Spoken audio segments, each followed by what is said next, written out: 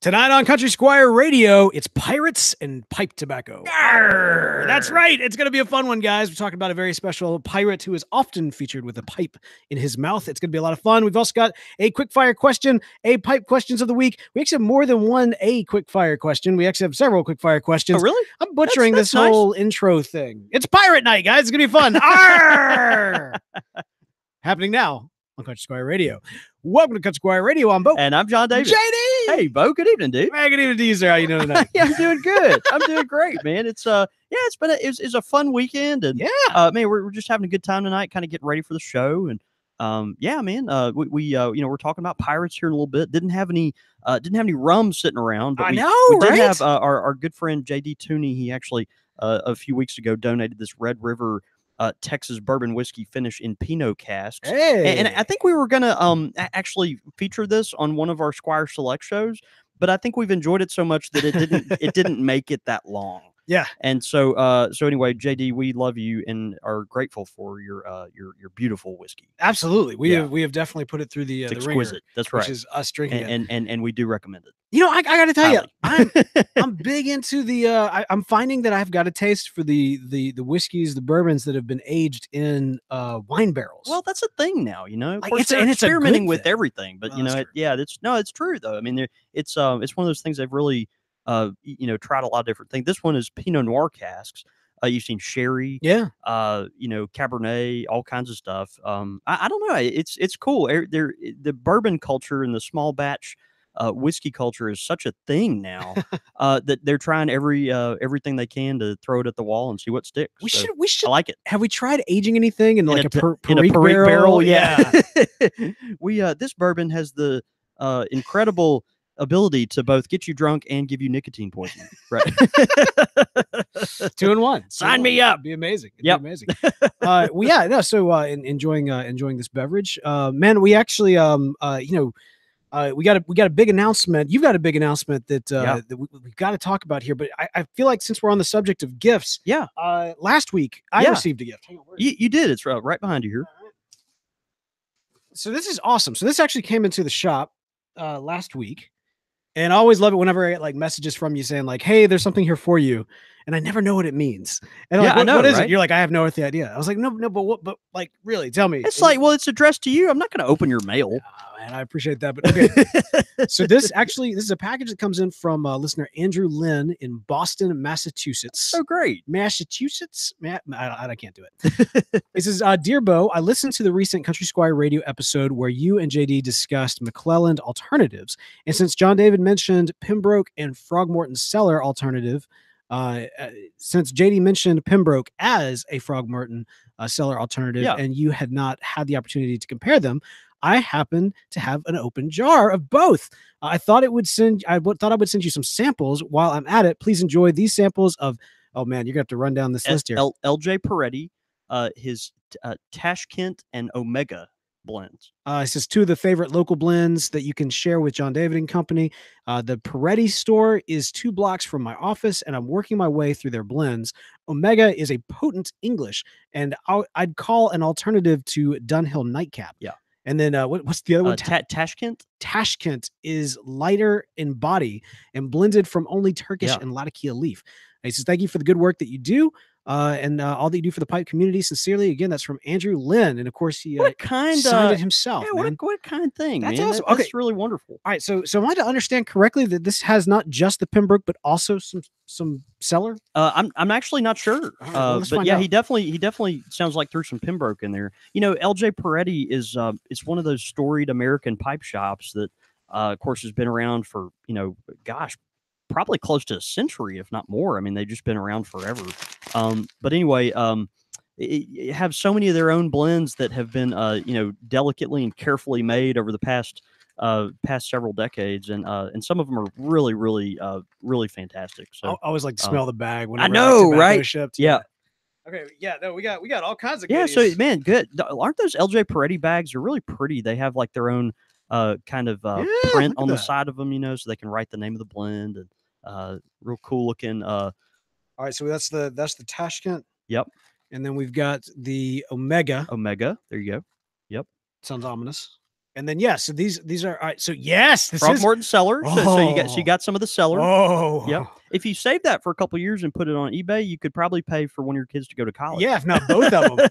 Yeah, actually, so I actually was combing through my personal cellar looking for what little Throgmorton I had left, and I was kind of jonesing for some cellars. Yeah, So this will yeah. be great. So I'll actually be able to do a head-to-head comparison Yeah. and between the Pembroke and the cellar. And That's I'll tell you wonderful.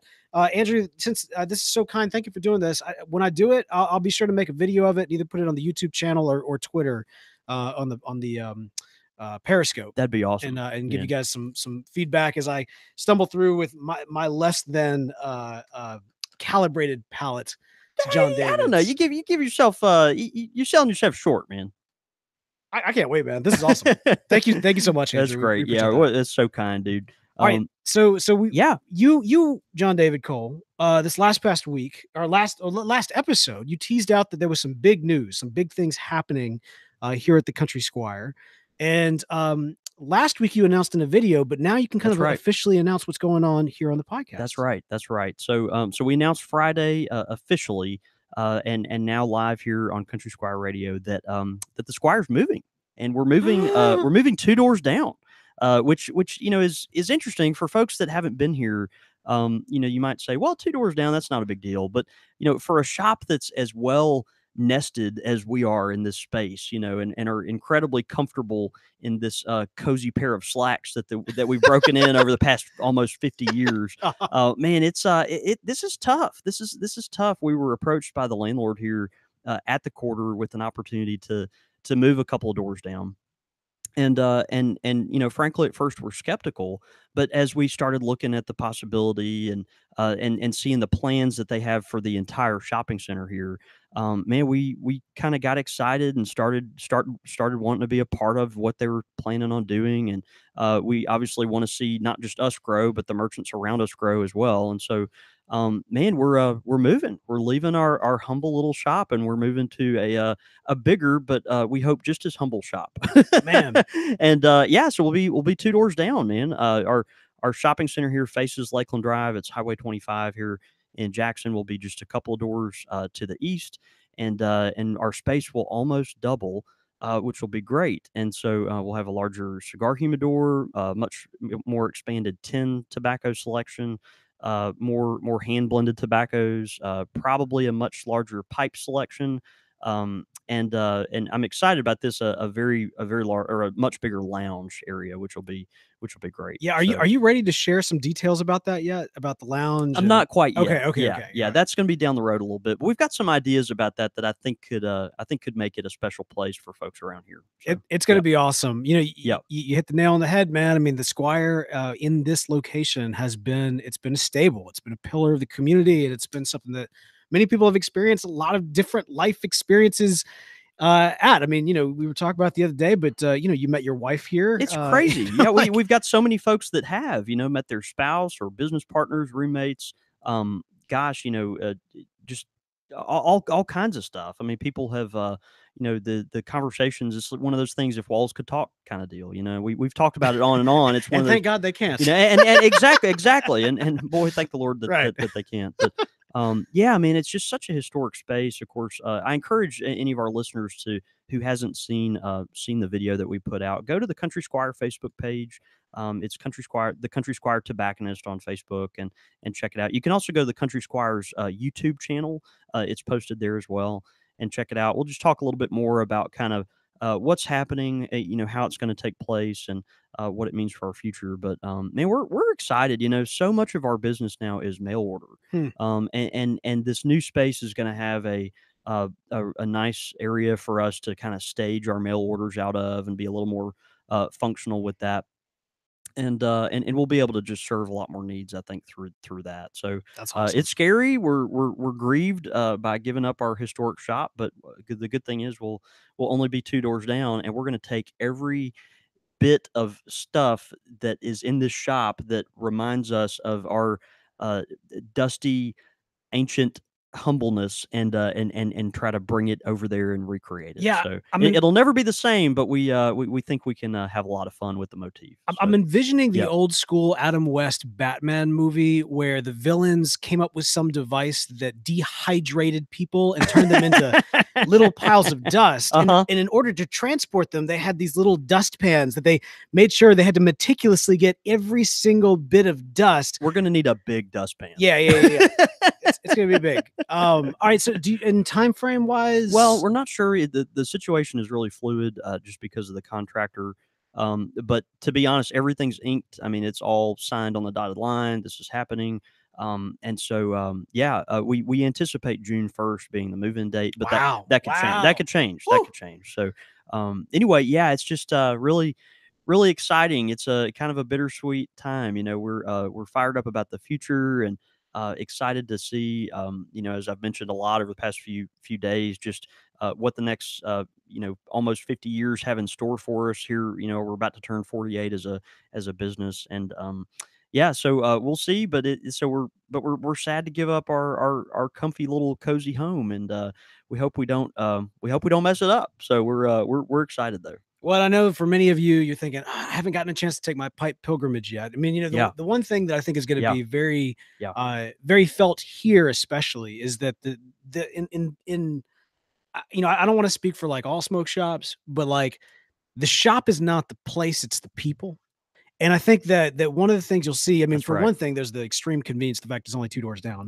But also the fact that there's been such a community around the shop, not just, through the show, of course, which is huge, but the local community that it's going to be, I feel like we all feel like we just got upgraded a little bit. You know what I mean? Like all of a sudden our vacation home just got moved up to like the cool suite. Oh, the better side of town or something, Well, it's kind of fun. It's we've become such a destination for folks, and that's we've worked hard, but also folks are just incredibly gracious, to us, and the pipe community has embraced us, and we're very thankful for that. And so, we're hoping to have some accommodations that will be cozy. It's still cozy, still very rustic and unique, but also something that can support more people, have more products, and I'd love to have 10 times the amount of blended hand blended tobacco that we have now, and who knows, maybe in the near future we'll be able to. So pretty cool. Well, it was speaking of pipe pilgrimages, we had a significant one, someone who's made a pipe pilgrim several times, but I got a chance to finally see his name up on the wall. Of course, talking about the first ever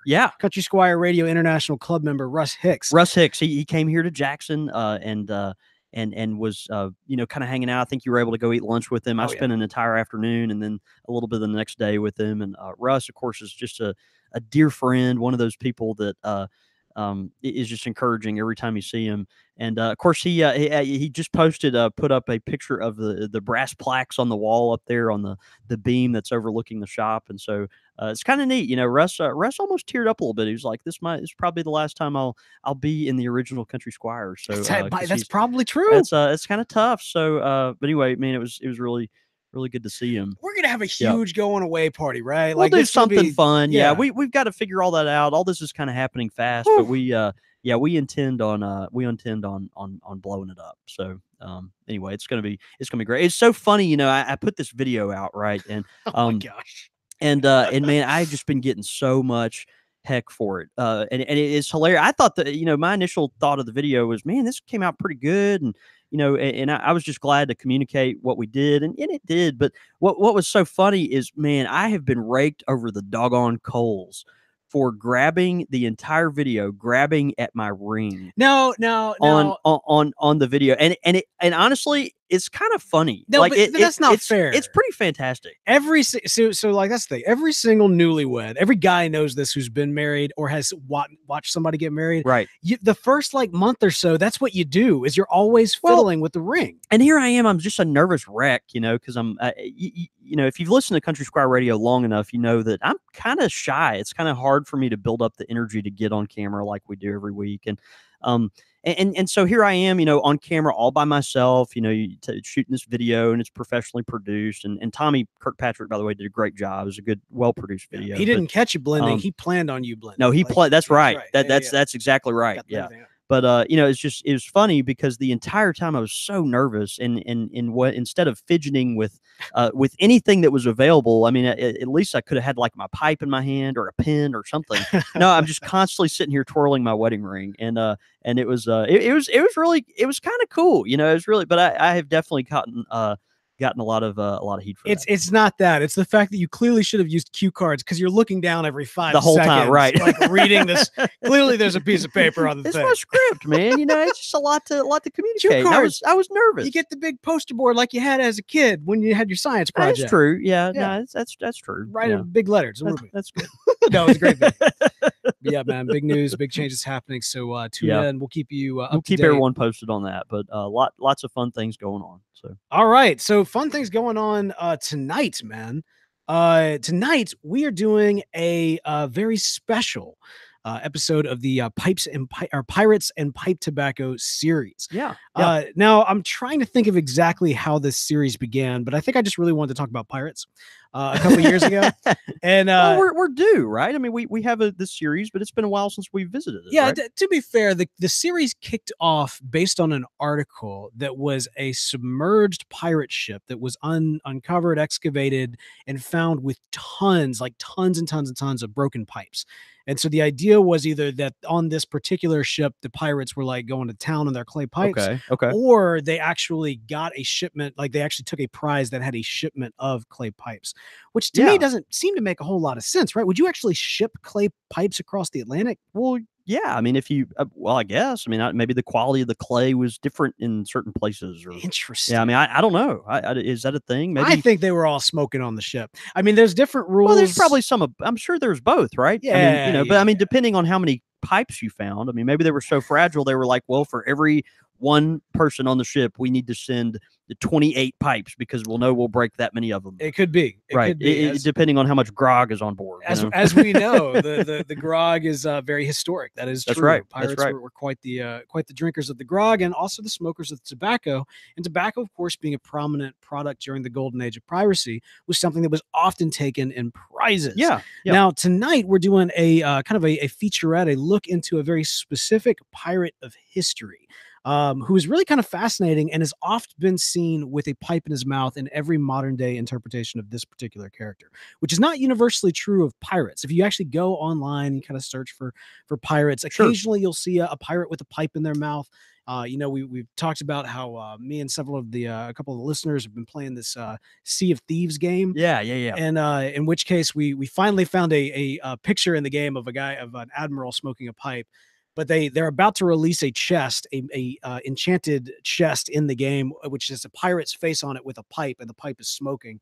And the idea, I think, is that chest is probably going to like explode or something of that nature. Yeah. So anyway, one way or the other, you know, pirates and pipe tobacco has always kind of gone together in the thematic nature of the characters. But again, not every single pirate that you see featured in pop culture is necessarily smoking a pipe. Yeah. Not true of Benjamin Hornigold, who is who we're talking about tonight. Benjamin Hornigold. Whenever we've seen him in modern era retellings of his story, he is often seen with a pipe. But just kind of a little background on this particular man of history. He was born in 1680, and he was active in piracy between 1713 and 1718. Okay. Which, if you do the math, is right near the tail end of the golden age of piracy. It makes sense. This guy does not necessarily have quite the fanfare. Not very many people really know that name. Like if you were to say Benjamin Hornigold to somebody, they wouldn't recognize his name in the way they might recognize other pirate names. Yeah. However, you might be more likely to recognize the name of his protege, a young man that he mentored. In fact, a man that would become known as Edward Teach, aka Blackbeard. Interesting. This is the man. So this was the genesis of that. Absolutely. Interesting. He was the Obi-Wan Kenobi to Blackbeard. You know, obviously, you know, hero villain notwithstanding. Right. Like Blackbeard was his second in command, and he specifically mentored Edward Teach. He was also someone who was very much a mentor, not just to Edward Teach, but to several different pirates. You know, you know what Nassau is, right? The island. Yeah. And during the golden age of piracy, it became a pirate republic. Really? Yes. And wow. so Hornigold was. Can we bring that back? Yeah. Actually, let's don't. That sounds terrifying. There's a lot of thieving going around in there, a lot of murder and whatnot. But the reality is that Hornigold was kind of one of these kind of revolutionary in his approach to piracy. And even though you think about pirates as kind of these anarchists to some extent, they actually did have very much a structure, a culture, Sure. and their own kind of form of government, because everything they stole was worthless unless they were able to, of course, sell it. And so commerce had to exist in order for pirates to be able to sustain their piracy. It's fascinating kind of dichotomy, right? They're dependent in some way on the mercantilism, the commerce, but they're complete outlaws. You know, if something you have is not, sellable, then it's worthless. It's absolutely worthless. Yeah. Even in the era of trade. Hornigold, he had a couple of different ships. His primary ship was the Ranger, which was kind of the one that he's most historically known for selling. I love this about him. This is kind of fun. He's recorded as having a sloop off the coast of Honduras, but as one of the passengers, this is of the sloop that he took, a prize that he took. Okay. They said basically when Hornigold's men took their ship, they didn't hurt them, they didn't harm them, and they really didn't want anything except for their hats. Because the night before, Hornigold's crew had gotten so drunk, they had thrown their own hats off the ship and just needed new hats. They just needed new hats. So they went and they took a ship, they hoisted the black flag, took them, went on board, didn't hurt them, didn't harass them, just stole their hats. Hey, you know what? We'll let you live. Just give me your hat. Send you about your business. I like that. So we got somebody who's very much kind of fashion conscientious, which kind of plays to the idea of him possibly being a pipe enthusiast. Sure. Like I mentioned, he was a revolutionary. He was one of the most influential pirates of the Pirates Republic of Nassau, alongside his rival, which is Henry Jennings. Now, these two men, again, both those names are probably not necessarily broadly known to even people who are kind of like semi-interested in piracy. Yeah. However, they really did kind of influence what would be known as kind of the most notorious pirates in the world. They both had their proteges. So Blackbeard, Calico Jack, Anne Bonny, Mary Read, Charles Vane, all of these kind of more kind of, A-list pirates. Yeah. They came from the coaching tree of these two dudes. Of these two guys. Yeah. Interesting. And so the impact that he had on the golden age of piracy cannot be understated. Again, these are A-list pirates. Right. He is the pirate amongst pirates. Right. Which makes it so interesting because he betrayed them. He actually would go on to become a pirate hunter. Wow. So he's a survivor, man. Benjamin Hornigold, often portrayed in media, in modern media, as kind of the quote bad guy, because a lot of times when you get kind of pirate stories, the pirates are actually kind of presented as heroes, right? Like you're rooting for the pirates. It's more about pirate fantasy as opposed to pirate history, pirate reality. Exactly. Because I mean, again, these are like terrible murderers, rapists, really awful people, just terrible people, right? So all modern retelling, these people have become more legend than history at this point. But Hornigold, because of the fact that when Governor Rogers came into Nassau and came into the Bahamas, he came bearing these pardons from the king. And this was the only way that England could figure out how to deal with pirates. They said, you know what? If y'all all agree to stop being pirates, we'll stop, we're not going to hang anymore. Chasing you or whatever. Yeah, we'll just call it a truce, and you are pardoned of any and all crimes that you've ever done, and we'll, get you back into society. Interesting. Hornigold, being the survivor that he was, took the pardon. Now, not only did he take this pardon, he took it a step further, working directly for Rogers, the governor of the Bahamas, to go and hunt pirates. It's kind of like, it reminds me of those, those movies where it's about like the bank robber or the guy that forges checks or something, and he's such a pro at it that the feds get him, but then he winds up working for the feds to like catch other guys, that kind of thing. Yeah, what's the name? The Departed. Yeah, there's other movies like that. Of course I don't watch movies, but the ones with the characters and the names, they have that where these pro criminals are kind of co-opted by the government. They were like, well, let you off kind of light if you come on board and maybe go get these other guys. And right? 9 times out of 10, they're played by Vin Diesel. Yeah, yeah, exactly.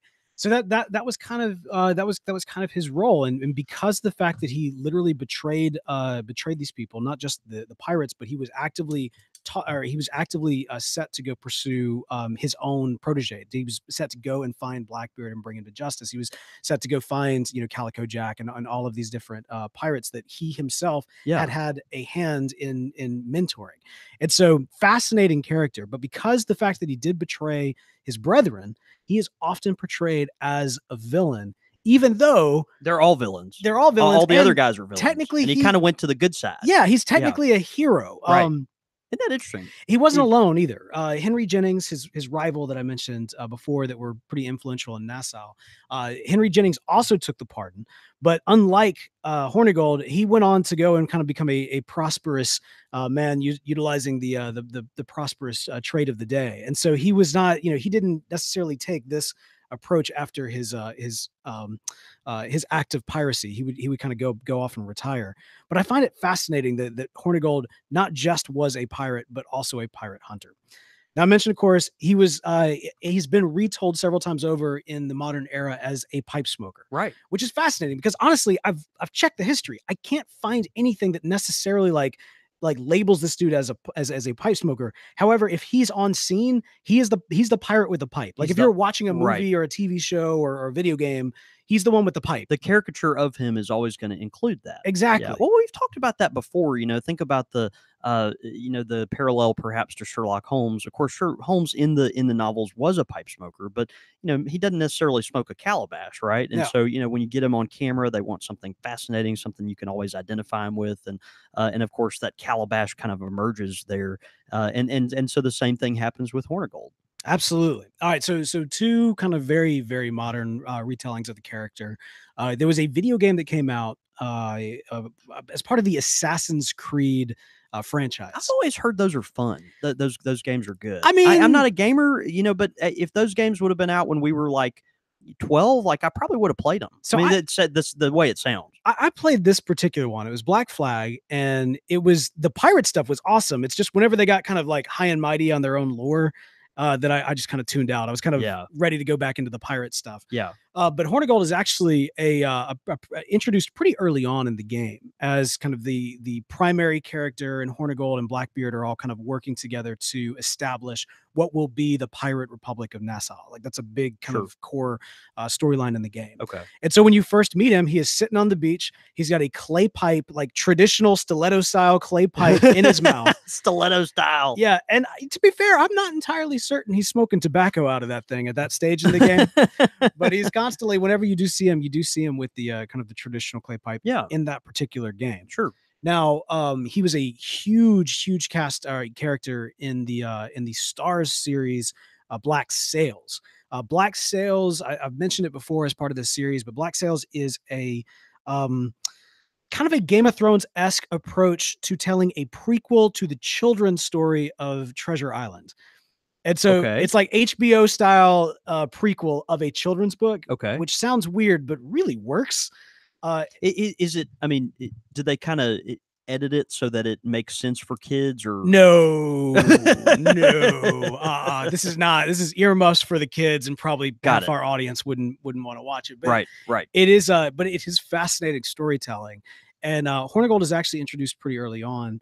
As this is later on in his career, at this stage in the game, and that's the other thing about this particular show. It's fiction, but they do take a lot of notes from history. They pull a lot of characters from actual history. And despite some tweaks to like how they die and all that kind of stuff, they're fairly true to who the legend of that pirate was. Yeah. You know what I mean? Yeah. And so with Hornigold, you first meet him, and he is in this Tower of Nassau overlooking the bay. So he's kind of running the security of this pirate republic. He is sitting in this chair, and he is smoking his pipe. And he is approached by this character of Mr. Gates, who honestly reminds me of the Hurricane. If the Hurricane had like a good twin, like it's Mr. Gates. Like it's really fascinating, the similarities there. That's awesome. But I'm gonna take the audio from that and actually play it. I can't remember if he actually references a pipe, but you could certainly hear him puffing on it in the the like audio. Kind of But he's talking specifically about the fact that he's a history like pirate. He's got a career behind him. He's done some stuff. And of course, by the end of the series, spoilers, but history, he ends up betraying the pirates and becomes a pirate that's hunter. part of the deal. But yeah, no, he is always in that series though. Whenever if he's at command, then he's got his cap on and he's leading battle. But if he's not at command and he is on shore and he is chilling out, he's got a pipe in his mouth. Yeah. And it's legit too, because it's not just one style pipe. He's got church wardens, he's got kind of a deep bend pipe that he'll go to. Like he's got like a nice little collection of pipes. I was wondering if it kind of it favored one or another in the portrayal. During that era, obviously, clay pipes were incredibly popular. They were kind of the gold standard because briar didn't come around until the mid 1850s. The mid 19th century wasn't really used much as a medium for pipes, and so you had just a lot of things that folks would find creatively to smoke out of. But clay was the most popular, and of course clay at the time. Because it burns so hot and also because it's fragile, you see it a lot in these longer stem pipes. And so, it burns hot with the long stem clay pipe. You can grab it in areas that are not exposed to as much heat. And so, you'll see that also with the clay pipes. Of course, there's the old, tavern pipe, the idea of the pipe that's sitting at the tavern. You go get you go to the tavern, you get your ale and you want to smoke the pipe. So you pull out your tobacco, you go get the tavern pipe and of course to get your, maybe the mouthpiece on it is kind of worn down a little bit. And so to make it a fresh pipe, you just break the end off. Right. And because it's a clay pipe and you can do that, it's designed to do that. And so, you see a lot of these longer stem clay pipes, which are attractive. Of course, we mentioned earlier the stiletto on that pipe, the the functional and aesthetic piece there that it makes a nice kind of a nice form, but not only holding it by that piece is something that is a little cooler to grab onto, but really that stiletto that we call the little knob on the bottom of those old cutty clay pipes, that's really for protection of the pipe itself. That part of the pipe, particularly in that shape and that material, is so fragile that just adds a little more barrier to the most really the most vulnerable part of the pipe. And so just very very very common during that time period. So it makes a lot of sense. See, that's the main reason why I even want a clay pipe, is I want to complete the pirate mindset. I know, right? We're a couple weeks from now, we'll be taking the kiddos to the beach. And I think I want a clay pipe to like enjoy on the beach and just try to get in that mindset of what it must have been like to be Benjamin Hornigold. Yeah, we'll find you some grog, some rum. Maybe grog is disgusting. Have you ever had grog? Is that a real thing? It is a real thing. So grog. It sounds awful, but I just figured, well, if you're a pirate, you got to drink something called grog. This is a bonus. This is a bonus pirate fun fact. So grog, much like most sailors during the day, that were paid with their tobacco and such, the pirates were all given equal portions, aside from the captain and quartermaster, of whatever prizes they brought in. Well, a large part of that was grog. There was always kind of the understanding, not grog, rum. There was always the understanding of there having to be plenty of rum. So every single pirate was given a daily portion of rum for them to mix with water and fruit juice, typically like lime or lemons, that sort of thing.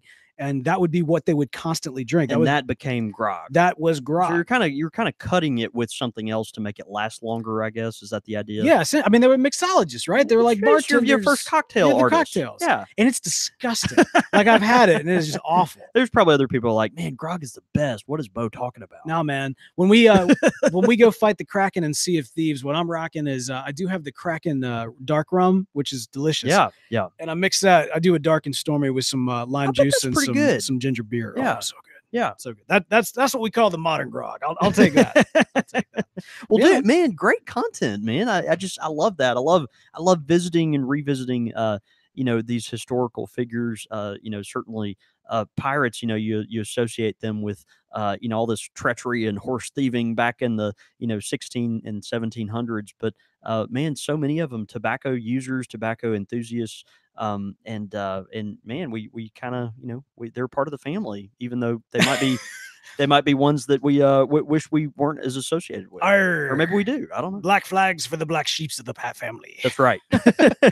Well, man, you got to wonder what it must have been like to bust out a pipe with those scallywags back in the day. They would be smoking their the clay pipes because of the affordability and the clean smoke. That's right. In the modern era, you don't have to go to the ground. In fact, it's what comes from the ground, and some good, pure, quality corn that you can make some amazing corncob pipes. That's right. Like the good folks do over at Missouri Meerschaum. Man, that's exactly right. Exactly right. It's kind of the modern day every man's pipe that's so convenient, easy to afford, but and readily accessible, but also high quality. And so our friends at Missouri Meerschaum, they have collaborated with the folks at Cornell and Deal to come out with a very special pipe. And we're talking, of course, about the Charlestown cobbler. Now, Cornell and Deal, this is a South Carolina company. We're all big fans of them. Their blender Jeremy Reeves and the whole family down there love what they're doing. But man, they collaborated with Missouri Meerschaum to make this Charlestown cobbler. Charlestown, Charleston, South Carolina. You've got kind of the Southern heritage there, and they've really outdone themselves with a beautiful pipe. So it's kind of a smooth black finish barrel on the bowl, a typical Missouri Meerschaum shank that you would expect, but then it's set off with just a really, really high quality, fiery, gorgeous Cumberland style stem, and man, it just makes quite a statement. It's a real showpiece, and so people are gravitating towards this type of thing. I was speaking with some folks. These Cumberland stems are just so popular right now. Missouri Meerschaum knows that. They, of course, make high quality stuff. They're these are out of stock currently, but I just spoke with them late last week. They're getting these back any day now. Oh, good. And so put this on your wish list. I mean, this is one of those pipes that they've really kind of caught lightning in a bottle. Really high quality stem. The form and function that you would expect from a Missouri Meerschaum. It's got that really nice dark finish around the bowl, and just frankly looks really, really sharp. And so it's one of those corn cobs that you'll be proud to put on your nice clothes and prance around with, and really make a statement. So be sure, if you've got the Charlestown cobbler pipe, be sure to smoke it. Take a picture of yourself doing so. Tweet that to us. We'll retweet it out. It's a good way to let the good folks at Missouri Meerschaum know you appreciate them for sponsoring this show. Pipe question of the week this week comes in from Ryan Smith out in Louisiana. All right. You ready for this one? Yeah, man. All right. The Squire holds a special place in many people's hearts, so much so that many, including me, have traveled many miles to make their pipe pilgrimage there. Since the Squire is your home shop, is there another pipe-related place that you guys have been or plan to go to out of your way to visit at some point in your lives? That's interesting. Great question. Really, really good question. Wow. I've got some wish list places, right? And so, other pipe shops around. Of course, I've never been to Boston. We mentioned LJ Peretti earlier in the show. They're just such a storied shop. Of course, Ewan Reese in Chicago. I've only been to Chicago twice now, and both times it's been in and out. I haven't still yet gone to Ewan Reese, and we've got to make that happen. It's shameful. Really, probably the biggest one on my list, though, as a blender and as a tobacconist, is are some of the factories in Denmark. I really want to get to Denmark and see that. I'd love to see where the Peter Stokeby stuff is made. I want to see how they're canning the Orlik tins and go to Mac Baren and see how they're treating that Virginia and processing it and slicing it into flakes. I mean, that is a real dream of mine. It's so funny. I never imagined growing up thinking like, man, when I grow up, I want to go to Denmark and look at tobacco. But like, that's what I want to do. It really is. So, man, of course, all the typical hit list places in the United States that a real pipe smoker's got to make that pilgrimage to. We are honored to be on the list with some of the other shops, but man, I really want to get to Denmark. I'd love to see it. Yeah. All right. So for me, New Zealand. I want to smoke my pipe in the Shire. You want to? Okay. Yeah. I've thought about that a lot, actually. Like the entire span of this show, I remember thinking like, is there ever any way that we could do live from New Zealand. Live from New Zealand. Live from the Shire. Right. You know what I mean? Right. Like, how incredible would that be? That would be the most expensive Country Squire Radio episode. Yeah, ever. The show would have to evolve pretty hardcore in order to make that happen. But I'm never saying never. I would love to go to New Zealand and smoke my pipe in the Shire. I think that would be amazing. So that's what I would. That'd be pretty fantastic. But you know, you mentioned it. There's a laundry list. We actually have some customers in New Zealand. I don't know. Maybe we can make that happen. Maybe we can make that happen. There might be something there. But you know, you mentioned there's a laundry list of amazing places around the world and in this very country of ours. And I don't know. Maybe we'll have an announcement soon about going to a very special pipe pilgrimage type place. That would be fun. That'd be fun. Yeah. Well, stay tuned for that. But great question, Ryan. Thank you so much for that one. And hey, if you got a pipe question of the week, you can send it in show@countrysquireradio.com. That's show@countrysquireradio.com. Quick fire questions. Ow! All right, man. We got some quick fire questions in, brought to us by the Tin Society, an amazing online service that we'll talk about guys, man. in just a moment. All right. So these are actually intentionally sent in by Anonymous. Now, okay. Full disclosure, typically when we say anonymous, like 9 times out of 10, it's me. I just made them up before the show. It doesn't happen all that often. It happens sometimes. But it does happen sometimes. This is not. This is actually someone who sent us in a lot of questions, all under the anonymous moniker. Okay. All right. So there you go. Just want to get that out of the way. All right. All right. So this is specifically for the theme of this quick fire question is what we would choose to do together. So we got a tag team. Oh, like you and I both. We're tag teaming whatever this is. Okay. Okay. Right. You ready? Yep. A 3-legged race or a wheelbarrow race? Oh. I'm assuming the wheelbarrow is like a human wheelbarrow. Yeah, I would think so. Okay. Yeah. Yeah, probably the 3-legged race. Yeah, I don't know that our arm strength is very good on either one of us. We can do a 3-legged race. I think three-legged race. Yeah, I think we'd be better at that. All right. Canoe or paddle boat? Probably canoe. I'm pretty good at canoe. Yeah, I think canoe. Yeah, we can do that. Yeah. Pictionary or charades? That's a good one. Ooh, we should do that sometime. Dang. Yeah. Charades? I think charades. Yeah, definitely charades. Okay. Yeah. I'm a pretty good draw. You think you could draw? I think I could draw, but can you draw? No. Let's go with charades. Yeah. Motorcycle with sidecar or tandem bicycle? Tandem bicycle. What's a tandem bicycle? You know, you got 2 people on one bike.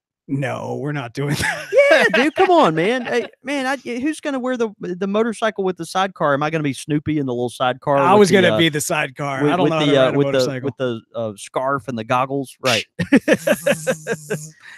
Laser tag or paintball? Laser tag. Laser tag. Love laser tag. We are pansies. Yeah. We do not need to be. No, I'll play paintball. I like paintball. I like paintball, but I'm a laser tag guy. I love, laser tag's fun. I played paintball only once in my life. It was a ton of fun, but I remember going to it. My friend looked at me and goes, fresh meat. I know. Yeah. And you never went back. No. How's the therapy been about that? Has it been good? It's been productive. The nightmares are still there. Right. PTSD is a real thing. Tag team wrestling or relay race? Tag team wrestling.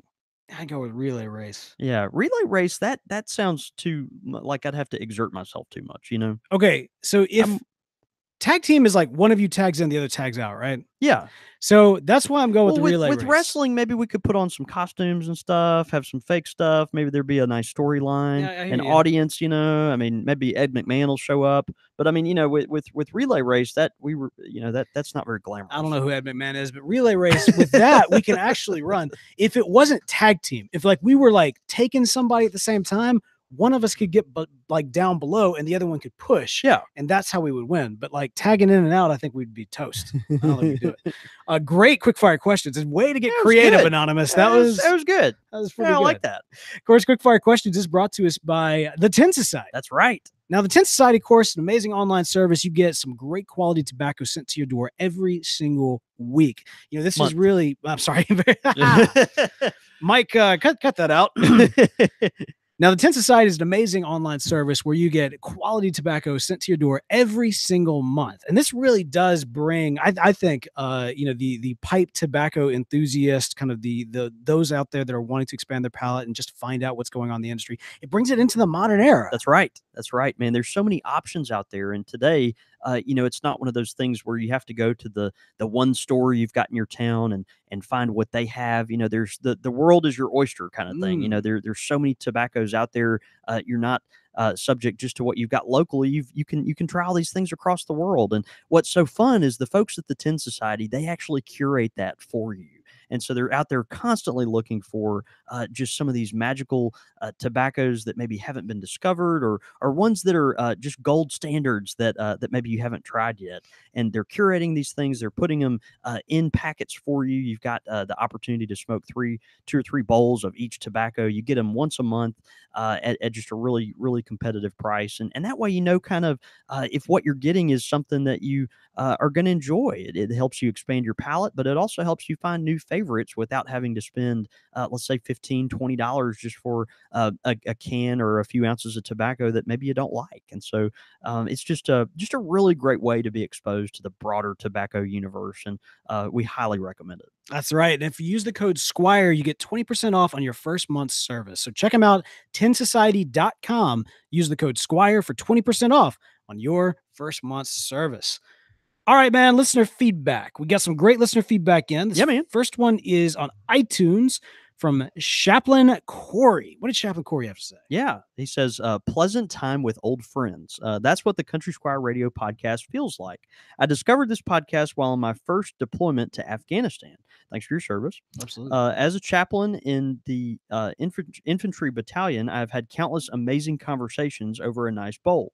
When I found this podcast, I felt like I was invited to another great conversation with some like-minded friends. Thanks for a great show, and I can't wait to visit the shop one day. Man, Corey, thanks so much. We're grateful to you, not just for being a part of our community, but also for what you do for our country. Absolutely, man. Yeah. Army chaplain. Yeah, That's hardcore, man. That's pretty cool. Yeah. That's pretty cool. We also have let's see, where did this one come in from? This one's from YouTube. High Desert Piper. Yeah. And this is in relation to the episode that we did on the Virginia crisis. He says, I love learning about the industry of tobacco as well as smoking it. Thanks so much for talking about the 1950s and 60s tobacco auction. Never knew a thing about that, which makes me really want to learn more about the history of pipe tobacco. I know, man. Gosh, it's High Desert Piper. Great comment.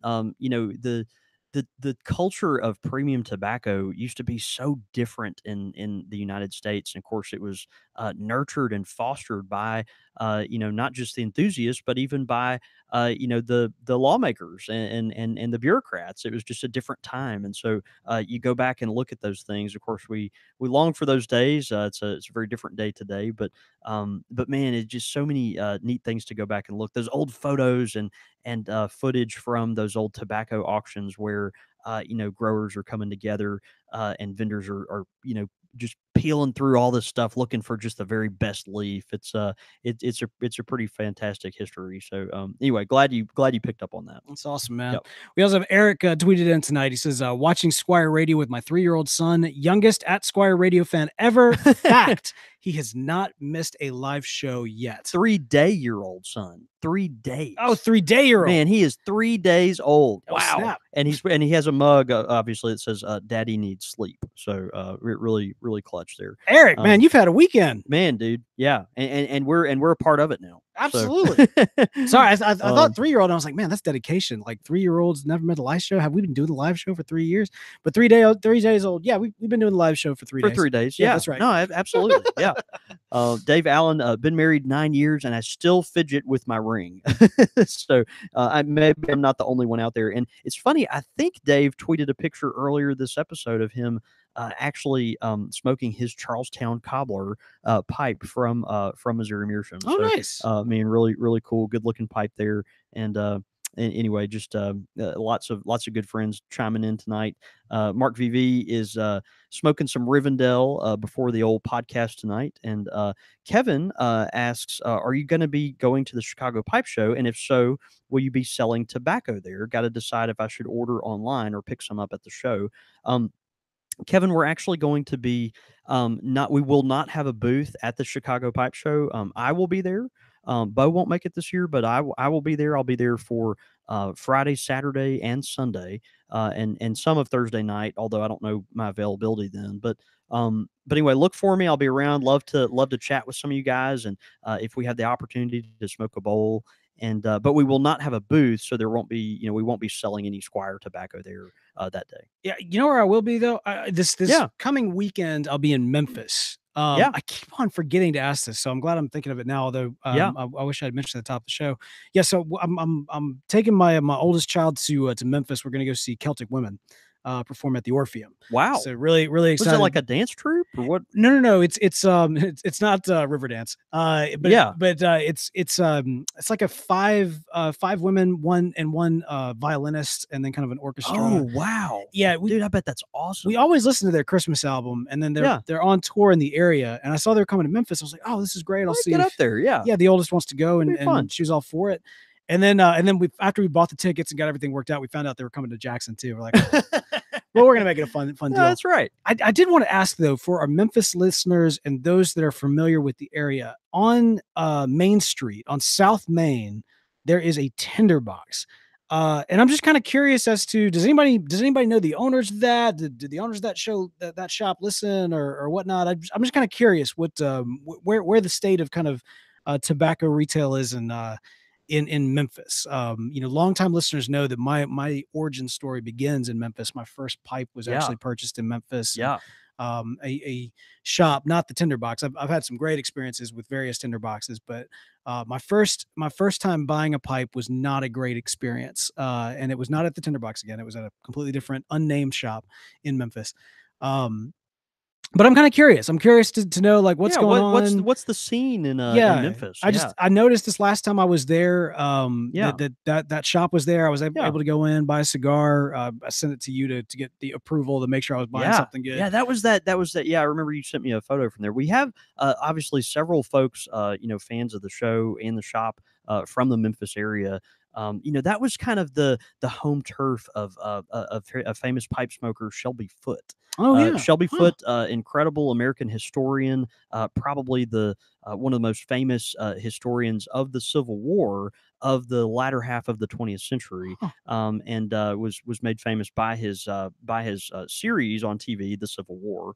But Shelby Foote, he went to if I'm remembering correctly, the Tobacco Bowl in downtown Memphis, where he purchased his tobacco. And my understanding, he had his own blend, but he also liked to buy the raw ingredients and go home and blend it himself. So, man, Memphis it's cool, Mississippi River town, lots of blues and fun atmospheres, just a cool city. And man, I'm sure there's a healthy pipe culture up there. So yeah, we'd love to hear about what's going on up there. I'm always curious. I make it up there from time to time and would like to know where I need to go. Like where do the locals say? No, that's right. One way or the other, man, I'll be back on Monday, where of course people can tune into the live show here on Monday night at 8:30 p.m. Central. That's 6:30 Pacific, 9:30 Eastern. And of course, they can find us on Country Squire Radio or keep up with us throughout the week. I'm at the Real Beau York. I'm at John David Cole, or you can get us at the shop at @_Country Squire. And the show's handle is @Squire Radio. But again, all that information and more can be found at countrysquireradio.com. Well, John David, are you glad we talked about Benjamin Hornigold? Of course I am, matey. And now I feel like drinking more rum, although it's probably going to be gin. That pirates be frowning upon the gin. Yeah, they did have the whiskey, but maybe that's a tale for another time. I know, right? Yeah, yeah. Gin, though, that's probably a little bit beneath their standards. No, they didn't. It's not like they had high standards, but again, the great thing is with this particular series, whenever the opportunity becomes available to dive in, there has to be a reason. And so who knows, it may be another year before we dive in, or maybe you never sooner. know. You never know. I always look forward to getting feedback from the listeners good. as to what they like or don't like from these particular episodes. So let us know what you think. And hey, until then, let's go have a night. See you, brother. Bye, everybody. Man, it's great to spend the evening with y'all. Love being back. I know I've been back here a couple weeks now, and it's just been fun to be back in the saddle. Well, and now that the show actually works. I know, yeah, the show worked, which was great. And man, unlike last week, but yeah, we're so thrilled to be around. Yeah, so many well wishes and everything, just about the future of the shop. And we're a little nervous. We're very excited, but a little nervous, and we'll see where everything goes. But man, big times, and we look forward to seeing you and talking to you soon. Bye, everybody. Good night.